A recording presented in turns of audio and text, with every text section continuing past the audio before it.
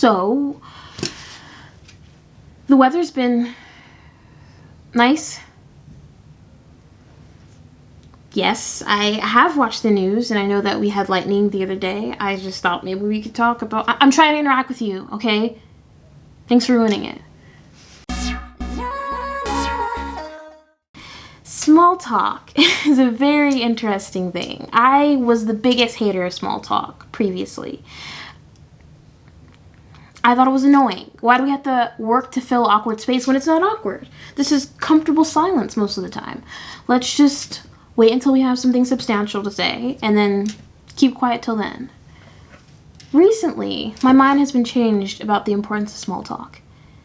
I think that when it's used purposely and with a pointed end goal, it can be a great strategy for opening up a door of communication that might not have been opened up otherwise. I have a story. My mom, she was in line at Staples to get some printouts that she had ordered, and the woman in front of her was taking a really long time, like unusually long. The longer it took, you could see the woman waiting in line was just getting more and more like upset, and not like impatient upset, but a different kind of upset, and my mom had noticed this. Eventually, the clerk was like, "You might have to redo the order, we don't think that we can find it," and the woman just lost it. She just started crying, like just in line.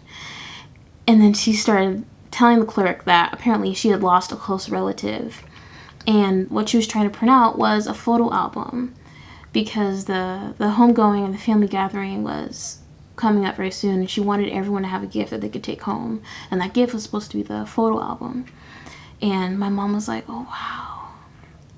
So the clerk was obviously, now she's more flustered and more nervous, like, "We'll find it. Well, I'm just going to keep looking and then it'll be okay." And my mom was just like, "This is hectic." So she just starts to talk to the lady. She asks her about the pictures and she shows my mom the photo album. And my mom was like, "Wow, those turned out really nice. I love the way you formatted it. It's a great layout. Oh, it's so pretty how you added flowers there." She just starts to talk to calm her down a little bit. She had a reason to use small talk. She had a reason to break the silence. And I think that was awesome.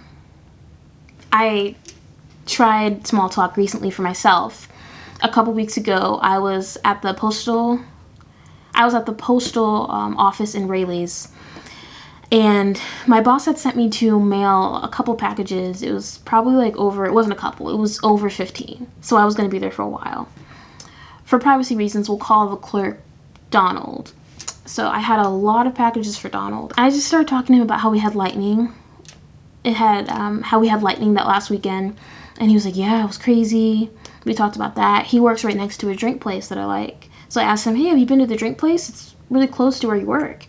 He's like, "I have been, actually. I've gotten to know the owners a little bit, see where their head's at." And then he had told me that the owners were thinking about going back home because they were homesick. And I asked him, "Where's home for you?" And he told me Alaska.